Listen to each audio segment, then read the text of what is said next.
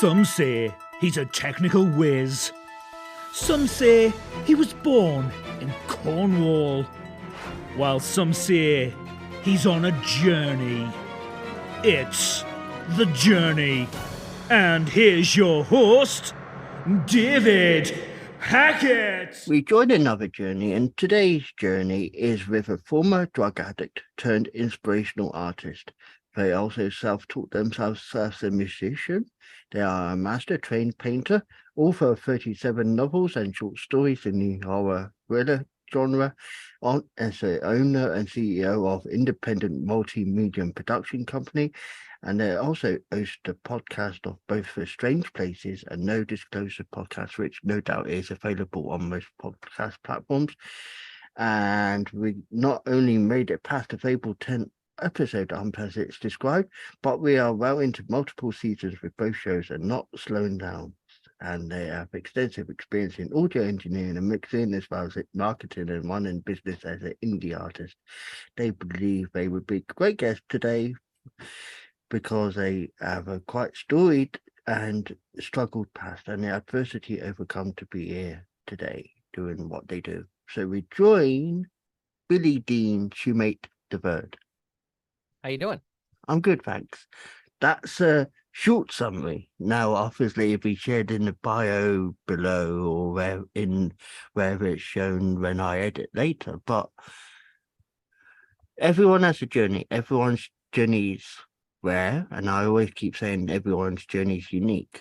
And I always like asking, where does your journey begin? And to make the joke, yes, everyone's. And my grandmother was a master painter. So I was always surrounded by music and art that was always everywhere when we were growing up. And it was always encouraged. So, growing up, there was always, bass guitar in the middle of the room and a drum set that was accessible. And, it was very encouraged. Pretty cool childhood in that respect. Yeah. And that is a good childhood. That any child would say, yeah, I like drums, I like music, because children like that sort of thing because it's loud, destructive, but loud because, when you're young, you don't have any rhythm unless you really talk really young, but you have got rhythm. But when you're young, they just, you go, boom, no rhythm to it. My mother told me that for months, because the drums was what I picked up. And I didn't start seriously playing until I was about 13, 14. And she said it was maddening for months because all you would hear upstairs is dun dun dun, dang it, dun dun dun, crap, dun dun dun, dang it, over and over and over. And then she said, after about a year, it started sounding good. It started sounding musical. So she said, once you get over that hump, where you just want to bomb the entire upstairs, then she said, yeah, start sounding musical, and everybody downstairs, they start enjoying it. So then obviously teenage life came along, and I don't know when your struggle started, but life changed, I assume, when you got older. Yeah, quite a bit. You with your personal endeavors and your dreams and what you want to do, it's cliche, but it's true. You got to find your why. Why are you pursuing the things that you're pursuing? Why do your dreams exist?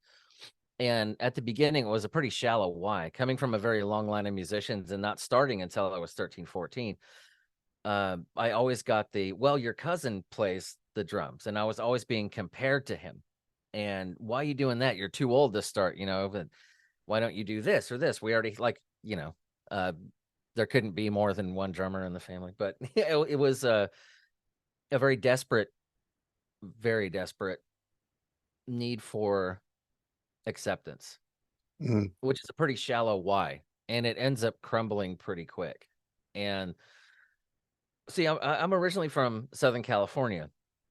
We ended up moving to Iowa when I was 13. So that culture shock mixed with being a teenager, mixed with that just desperate need for acceptance, was a pretty bad recipe to somebody who ended up not knowing he was clinically suffering from depression that I would find out much later. It was a recipe for disaster. Started a band, and the why propelled me in the beginning, and it made me a very good player. But like I said, it was pretty shallow why. That's not a good foundation. It's going to Yeah. crumble on you. So obviously you were struggling, and I assume you was seeking validation for your own self at that age. Yeah, very much so. I was getting it from very, very few people, and I developed a sense of animosity towards some family members that I was being compared to. And when that why crumbled, and I had a chance to really sit down with that family member, and he was encouraging, he was helpful, and for some reason we played a lot like each other. And when those family members and those scoffers really started watching those first few concerts that me and the guys did back in the day, that was quelled pretty quick. They said, okay, he takes this, seriously. But that need for acceptance really never went away. And I suppose, well, I don't want to make excuses, but due to that fragile state of mind, being so young and being successful so fast, that's what, started, and that need of acceptance, that you could mix it all together. That's what started a very, very serious drug habit. Yeah. And you were here to tell the tale, and said, I've been there, done it, won a T-shirt. Yeah, been there, done that. Won the T-shirt. And that's definitely a cliche we would use. yeah, but it's true, that those cliches exist for a reason. So Yeah. depression, obviously, because everyone has ways of dealing with depression, being depressed and being on drugs. The drugs, obviously, now, and you're able to advise, but drugs taking didn't get rid of the depression. It didn't get rid of the anxiety. It didn't get rid of the self-validation. It made it more so, I would imagine. Well, any lack of what I've painstakingly learned over the years is any lack of focus a person has, any lack of real success and drive, it all comes from one thing at its root. At the end of that funnel is fear. That's it. That's what it all boils down to. It would mask that fear. And see, it's funny. I have 2 kids, and when I tell them to stay away from drugs, I don't tell them don't do drugs because they're bad. I tell them don't do drugs because you will enjoy it so much that nothing else will matter. It'll destroy and rule your entire life. You got to be honest with them, especially now, the way things are. Mm. And that's what it did. It masked that fear for a time, but that whatever you're taking only lasts so long. And you get to the point where the other guys in the band, you're being sent on a bus home, and years later, they have cars and houses and stuff like that. And what do I have? A lot of crazy stories, but nothing, nothing worthwhile to show for it. Mm. Yeah, it did mask things for a time. It hid the depression, but man, once that wore off, you're faced with that fear again. And it's also a very daunting fear as well when you are not in the scenario of being in the mix of whatever you took, because it's a reality that sinks in and you think, oh my God. Yeah. It's it as the highs wear off, it's not like the reality just kind of slowly slopes back in. It crashes in through the window. And that's why drug addicts who have undiagnosed mental disorders, they tend to go nuts on this stuff a lot quicker, that I've noticed, than people who, I hate to say it this way, but get into drugs naturally. So it goes on to say about being a painter. So did painting come after being musically thinking, or? Oh yeah, much after that. What ended the drug thing was after being kicked out of the band and starting a new one out of revenge, and then finding out that the first band, was so supportive and cool. And again, my why changed. I wanted to make another band that would just slay these guys, and the heck with them. I don't have a problem. They do. And come to find out, they were supportive. They were happy for me. They had no idea that I was killing myself. So things led to things, and I had to leave. I was going to die. I had to leave Iowa. I had to get clean. I had to get out. And my uncle is a former drug addict, and he offered, he lived in Paducah, Kentucky, where I am now, and he offered me to stay with him and get clean and sober. And I ended up staying. I've been clean and sober since 2006. No step program, no rehab, just being sick for 6 months and being couch ridden and bathed by my own uncle, which is, deeply shameful and terrifying. But I tell people that because they got to know how dark this gets. And still continued the music thing, reunited with the group. Things are going great. I got married, I had kids, and then things happen. People come and go out of your life, but me and her still get along great. And another tragedy struck. And this was something to which I was not the perpetrator. And it was weird for me because I was so used to causing all of these problems for myself and others. And when you're victimized, it was really difficult to deal with. This was only about a year ago. And my grandmother, it's a funny story. My grandmother, it was always a rumor in our family. I'm not saying she was a liar, but she always said she was trained by Bob Ross, the Bob Ross. And when I started getting my paintings in galleries and stuff, I asked them to confirm that for me. Can you guys find a way to confirm this for real? Was she trained by Bob Ross? And they said, yeah. Before he was on television, he would go around and do his classes, and my grandmother would follow him. My grandmother died of cancer a few years ago, and I was wheeled her brushes. I got so sick and tired of seeing those brushes sitting in the closet collecting dust. And, I just started painting, and it turned into a saving grace for me. Very meditative, very, very cathartic. And I like that because obviously music's one way of relaxing, painting's another. And then you turned your hand into, and it goes into saying about author, 37 novels and short stories in the horror thriller genre. So again, you went to another why. Yeah. I know what it's like to almost lose your life.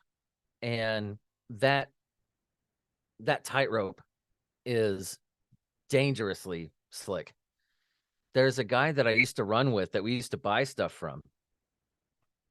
This was after I left Iowa. So the story is a bit apocryphal, but I got to see the result when I went back and visited one time. Rumor had it that he was mixing something with LSD in his kitchen, and he had this big pot, and his watch fell off. So he was so stoned and messed up at the time. This was a guy I used to hang out with. He was brilliantly smart, drug addict, but brilliant human being, funny, great sense of humor, awesome personality. His watch falls off, and he reached into this pot of boiling stuff with LSD in it. I don't know how you make that stuff, but he reached his hand in there to grab his watch. And when I went to visit him in an assisted living facility, I don't know how many hits that guy took of LSD, but he doesn't know his own name. He can't dress himself. His personality is gone. He's completely fried. And that's not the only person that, and one of them, one of the guys we used to run with is, 20 years in prison. Another one's dead. And I don't know. I kind of turned into one of those don't waste your life kind of cats because I was almost there. I always wanted to be a writer.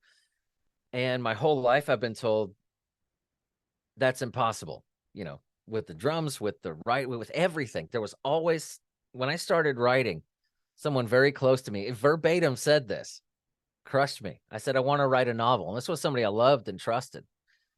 And verbatim, what this person said was, you're too dumb to write a grocery list. And that was like a big smack in the face. It was. And it hurt very badly. I got an apology when the 13th novel came out and I accepted it, said, remember when I said that? And I was like, yeah. She goes, I'm sorry. I'm like, it's okay. Because that why started off as rage. Again, a shallow why, anger. I've Mm. noticed in my life that when the why changes, I have to do a lot of soul searching.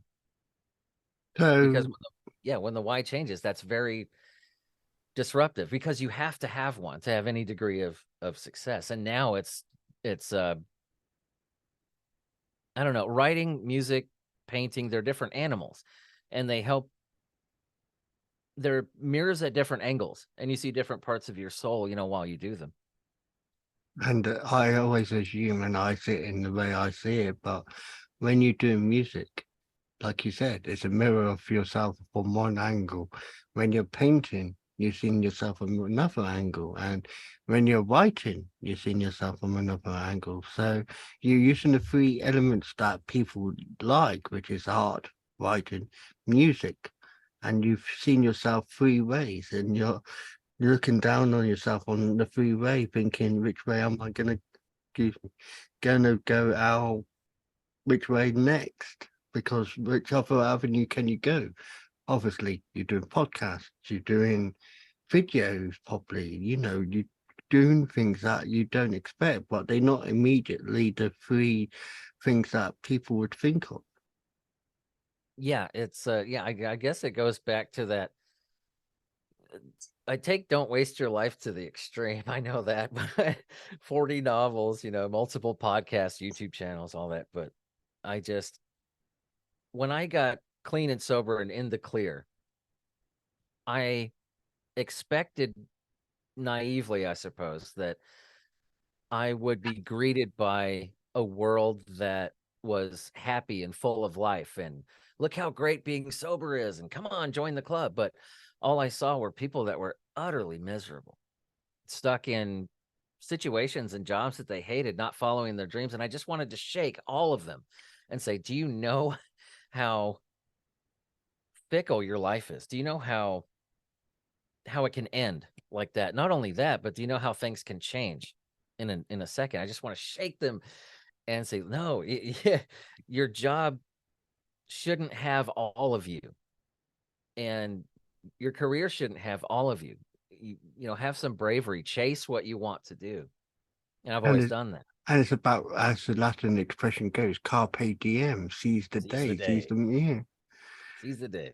And I always like saying that when people were in that sort of situation, I do say carpe diem because it is season the day. You got to grasp every minute because you never know what's around that corner. Anymore.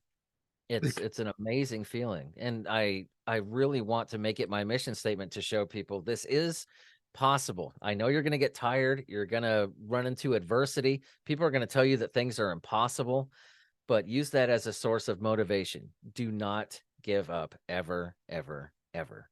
Yeah. And you're saying about podcasting and YouTube per se, is it the same now? You got to have that niche market to hit the right sort of thing. Because, like you said, podcasting, YouTubing, yeah, back in the day when YouTube was starting, it was the in thing where everyone got into it and it was It was the easy to Wild get. West.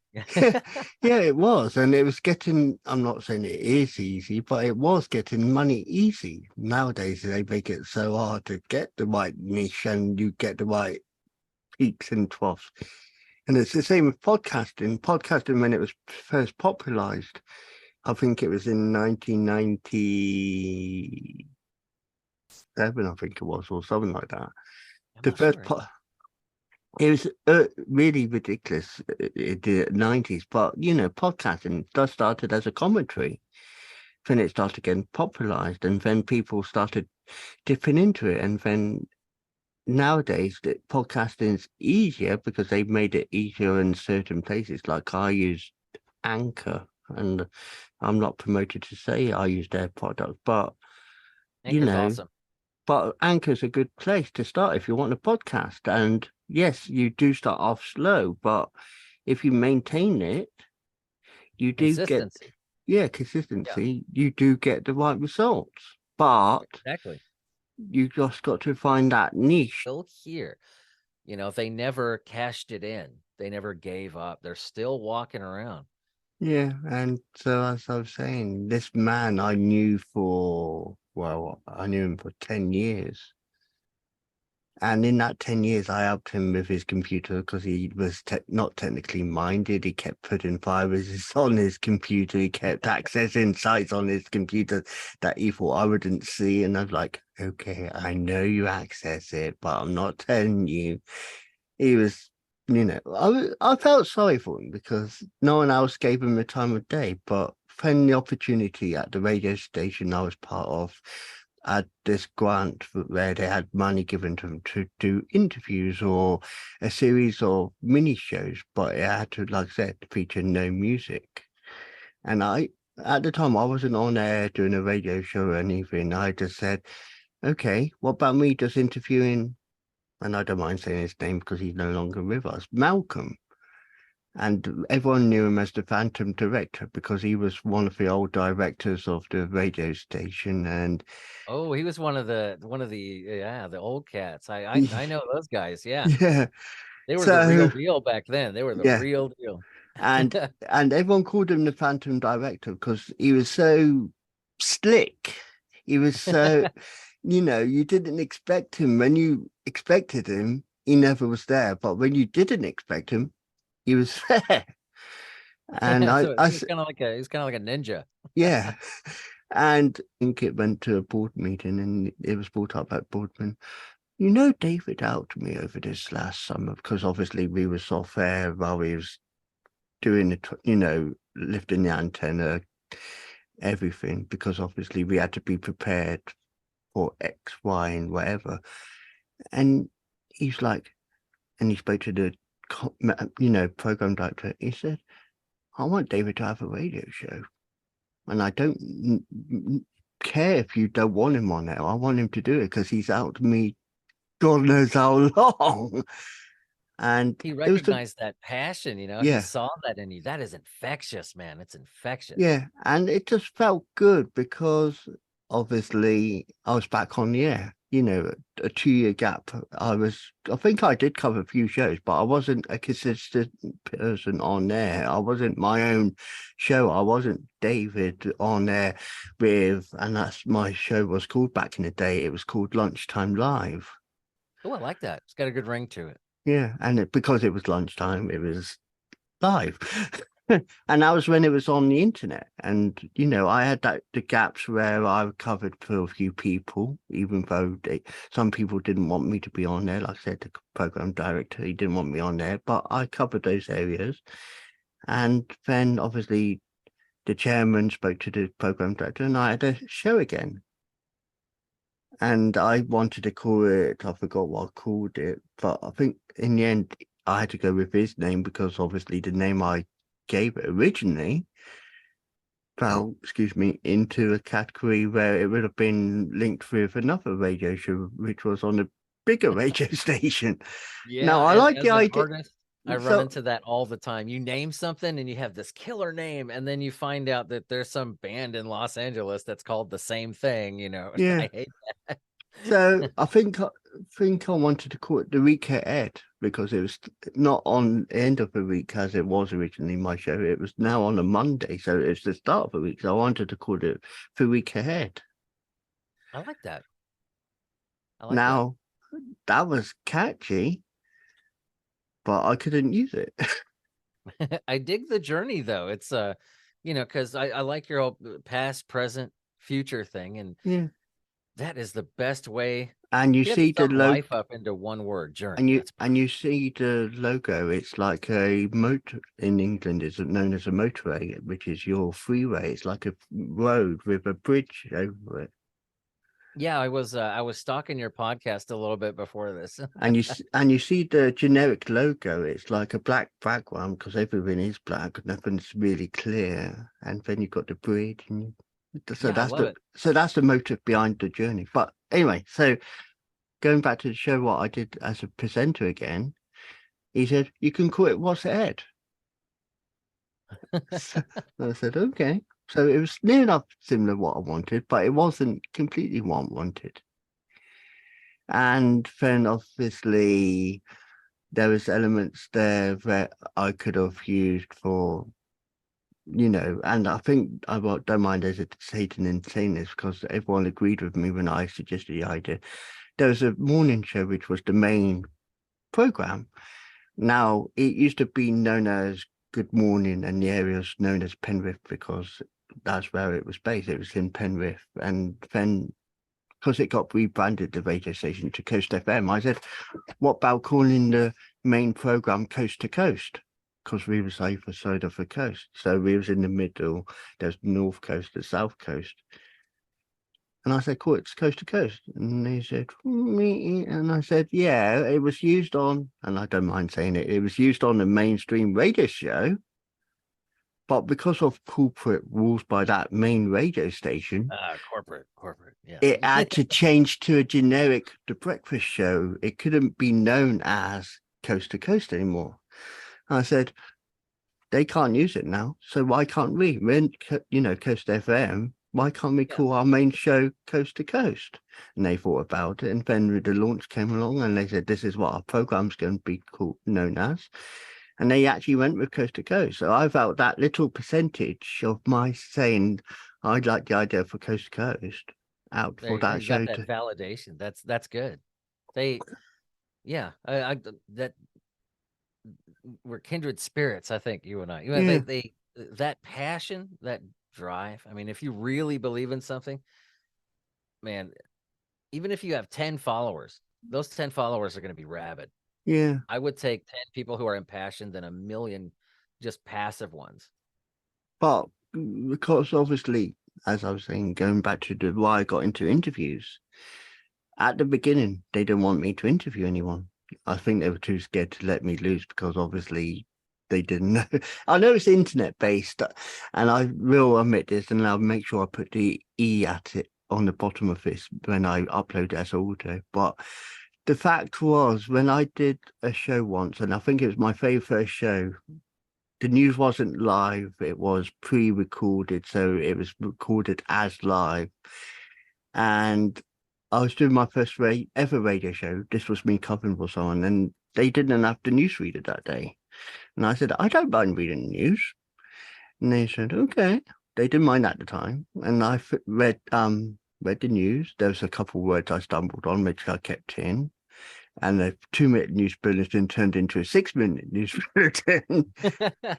But the thing is, and it's always a thing that always makes me laugh, when it came to the weather, because I even read the weather for that day, it wasn't intermittent showers, it was intimate showers. Oh, I love that. Yeah. So those little flubs, man, it gives your show character. But that news bulletin went up because it was pre-recorded. It went from 8 o'clock in the morning right through to 10 o'clock at night. Oh, every hour, intimate shower. They didn't tell me, oh, you messed up, you got to redo it. It went out the whole day. They didn't catch it. Oh, that's perfect. Yeah. And then I've definitely got to put the E on this. There was a song that someone asked for because I always used to ask for song requests. This was before I did interviews. And they said, we want a song by For Darkness, which is a British band. Oh, yeah, they're great. No, I think it was The Darkness. And they said, can you put this song on? And I said, okay. They said, you sure you can play it? I said, yeah. I didn't look into it because obviously we wasn't covered by Ofcom or anything at the time because obviously because you was on the internet, you could per se play anything. And I said, yeah. So I put the song on because we did have it in the system, which I don't know how it got into the system, but the early system was like over 50,000 music tracks. And it's like, okay. And I played it. And the words were, shut your face, you motherfucker. Oh, God. And I actually played that on the air. Oh, man. And obviously not being on FM, I didn't realise it was on the internet. And I had a message back from that person. They said, and I said, yeah, I know. I've had my instances like that before. It happens. And I mentioned it the next day because they said, how did you feel your first show went as a cover? Because they didn't mind. And I was like, it was good.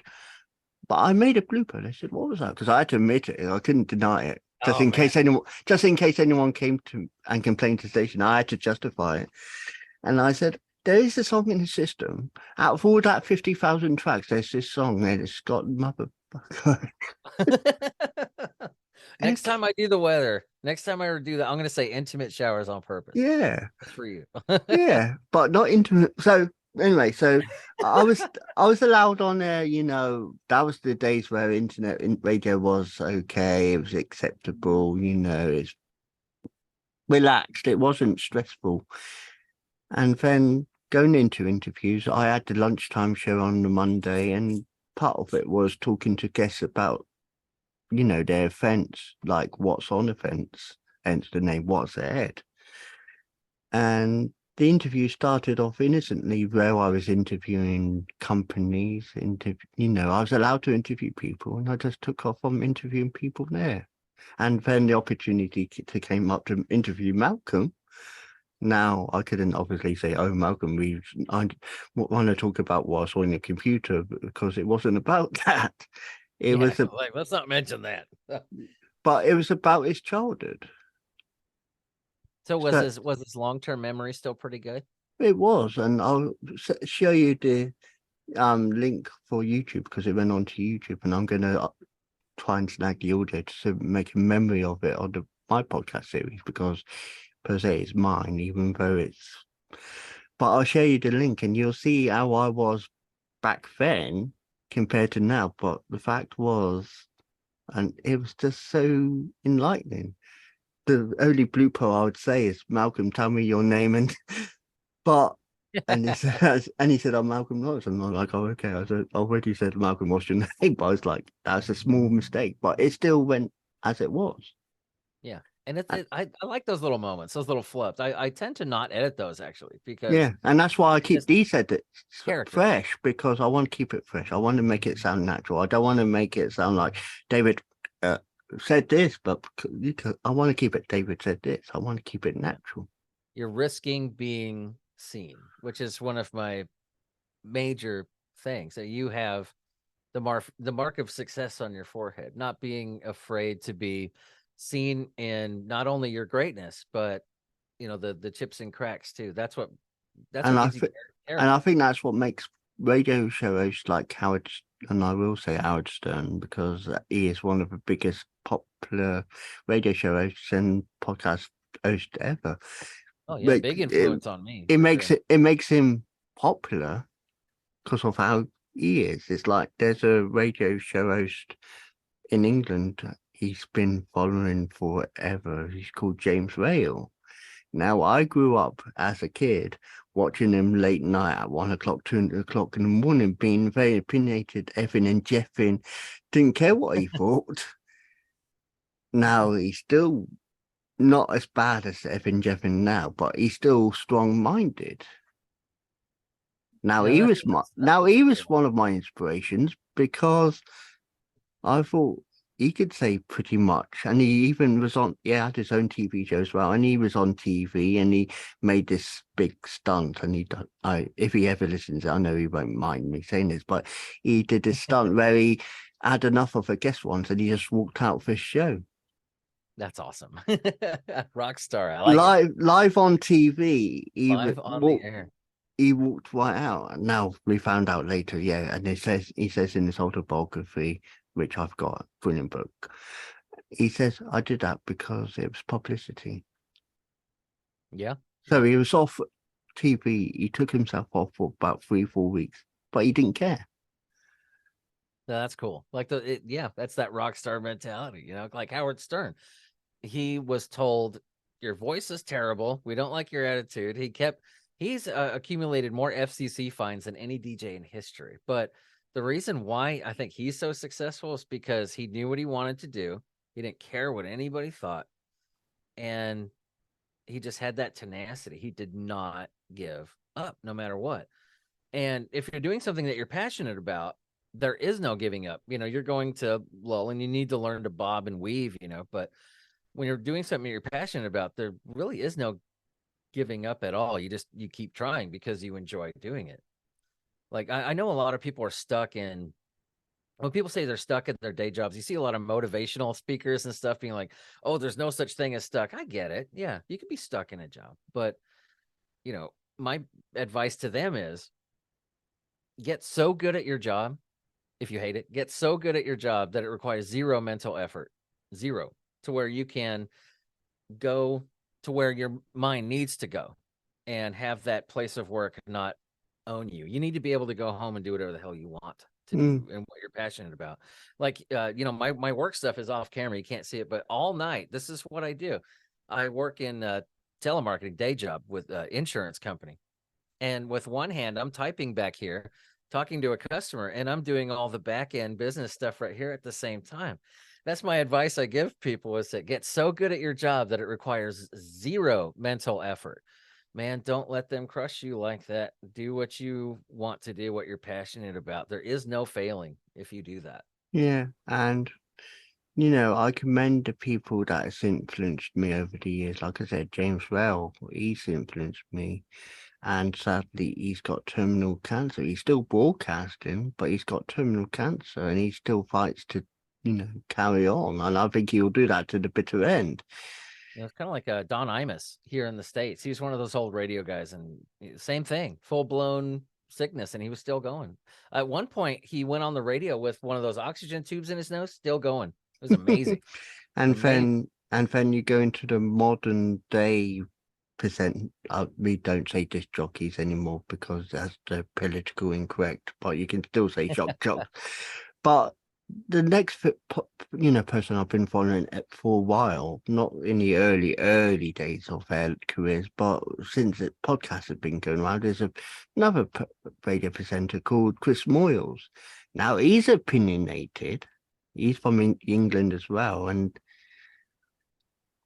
yeah, he's opinionated. He was working for the corporate radio station, and he got fired. He got fired from several radio stations because he was too strong-minded in how he approached things. But at the corporate radio station, and it does say in this Wikipedia page, because obviously it says controversies, but it says one of his controversies was calling a female, and I'm not going to get it up on my phone to read, but he slagged off one of his female listeners who called in. And then he was very opinionated about several other things, and he was very sexist. He was very as you say, anti, LGBTQ. But that's what made him popular. And yeah, he lost his job eventually at the corporate radio station. He took a few years out, and now he's back on the air, and I listen to his podcast again, and he's toned down, he's relaxed, but I still always remember him as Chris Moyles. And I know he won't listen to this, but he's always said it himself. He's always been the fat bloke from Leeds. The fat bloke from Leeds. I like that. So where are you from in England? Where do you live at? Originally Cornwall. Oh, okay. I dated a girl from Somerset. Well, Somerset, Cornwall's 2 counties up from Cornwall. Oh, really? Okay, cool. Yeah, I had a bit of a fling with a girl from Somerset for a while. So Leeds, that's in Yorkshire. I don't want to go into the American somehow you say Shire, but basically you're from the north. I know. I'm sorry. I say Shire, but I know you guys say sure. I'm trying to do it correctly. I promise. Because now I have listeners, from all over the world. So I had to train myself, like when I'm talking about measurements, or I'm talking about, I have to say meters. And I've been noticing on the past few episodes, I'm doing the sure. I promise. But it's like Americans say cell phone, but it's mobile phone. Mobile phone. So how do you say, I can't even say it correctly. How do you say Worcestershire sauce? Worcestershire. Worcester? Yeah, Worcester. Worcester. That's the correct pronunciation, isn't it? Yeah. And it's also a little area of England that, it's a nice area, actually. Yeah, that's where it hails from. Man, see, Americans were all screwed up. Yeah. So going back to what I was saying, Chris Moyles, he was fat back in the day. So he was the fat, drunken bloke from Leeds, and who smoked, and he still smokes, but he was the fat bloke from Leeds, and that's how he, people perceived him, and that's how the media perceived him. And I saw beyond that. I thought, yeah, he's got opinions. Who doesn't? But at the same time, he's still a human being. And in later life, nowadays, he's lost his weight. He's no longer the fat bloke from Leeds. He's actually toned down quite nicely, if I was to look at it from that point of He's view. the skinny chap from Leeds now. Yeah. But the reason he's like that is because he's always been self-aware of his body image. He suffers from anxiety. He suffers from body dysmorphia. So, That's a big thing too, is recognizing. but that. yeah, but also he wasn't quick to admit he liked to drink, and he was a big drinker. He still smokes, but I don't know if he smokes as much as he did. But he still smokes. But he still drinks now. But his body image is totally different from what it was 20 years ago. Yeah, that's one thing that that's one thing I love about. It's a common thing to give the next generation crap, but one thing that I love that this most recent growing generation has done is the body positivity movement. I love that. That's one of the best things that society has ever come up with, because now it's morphed into everything else. It's okay for a man to seek mental treatment now. It's okay for a guy like me who suffers from gynecomastia to not have to wear tight overshirts and stuff like that. We're all beautiful. And I just love how this new generation has embraced that, the body positivity movement. I adore it.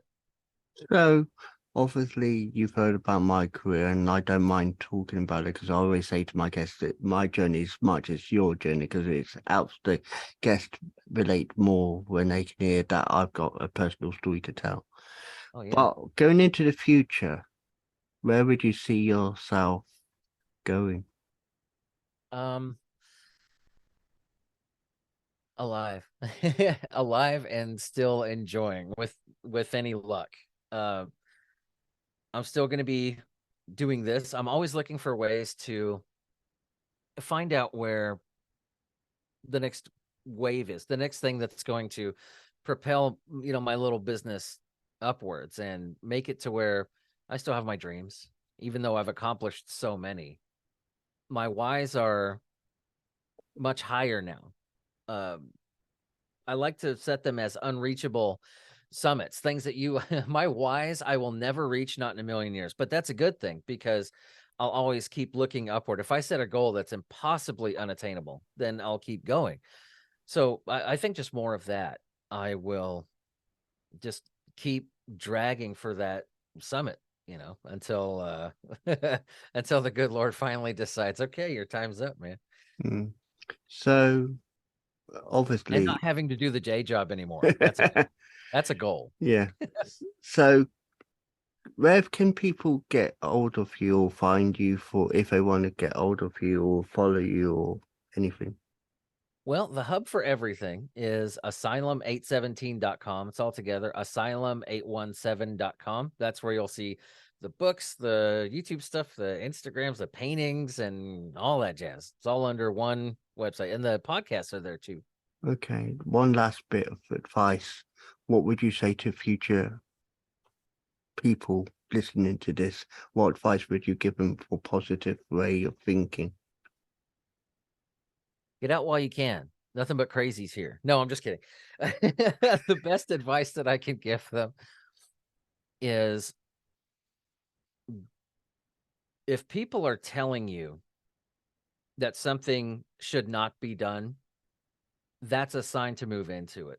If you're being discouraged by the people who find self-worth in likes and follows and promotions and raises and bosses that don't give a damn about them, don't give a damn about their families, their schedules, their children, if they find validation in that and they're telling you maybe you shouldn't go this route, the people whose dreams are crushed, and you can see those frown lines there from 30 years of doing the same stuff. Sorry. I almost cursed there, but You could have. once they tell you that you shouldn't go down that path, my greatest piece of advice is that is the sign that tells you, yeah, that's exactly where you should go. Billie Dean? Oh, Billie. I don't know which one it is. Is it Billie Dean? Billy's fine. Billy, yeah. Or, yeah. I Billy's know, fine. but I'm just going now, it's easy. But thank you for sharing your journey and listening to my little anecdotes of tales. But thank you for sharing your journey with us today. Oh, no problem, man. Thanks for having me on. I enjoyed it. Thank you. Thank you.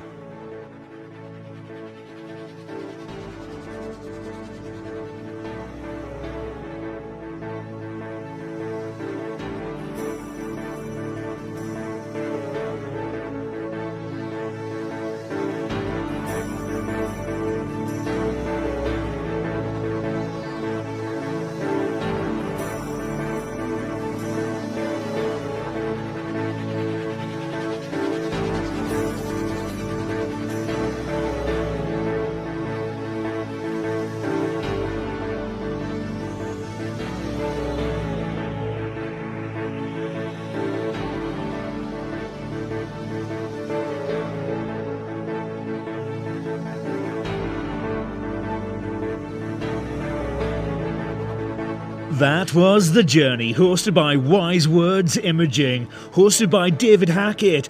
Be sure to like, subscribe and listen to another journey coming soon.